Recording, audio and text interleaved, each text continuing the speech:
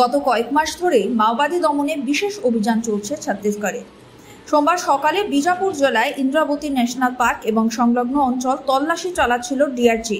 সেই সময়ই আইইডি বিস্ফোরণ হয়। এর জেরে মৃত্যু হয় এক জওয়ানের। মৃতের নাম দীনেশ নাগ।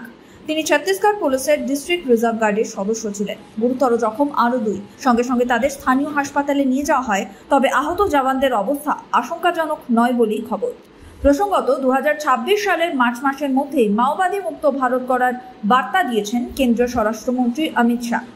এরপর থেকেই ছত্তিশগড়, অন্ধ্রপ্রদেশ, ঝাড়খণ্ডের মতো মাওবাদী অধ্যুষিত রাজ্যগুলিতে ব্যাপকভাবে চলছে মাওবাদী বিরোধী অভিযান। গোয়েন্দাদের মতে বর্তমানে ছত্তিশগড়, তেলেঙ্গানা সীমান্তবর্তী কারেগোট্টা পাহাড়ি এলাকা মাওবাদীদের অন্যতম শক্ত ঘাঁটি। এই এলাকা থেকে মাওবাদীর শিকড় উপড়ে ফেলতে প্রায় 3000 আধা সেনাকে নামানো হয়েছে। 21 এপ্রিল থেকে ওই অঞ্চলে শুরু হয়েছে অভিযান। পাশাপাশি দেশের বাকি অংশ লাগাতার অভিযান চালাচ্ছে নিরাপত্তা বাহিনী।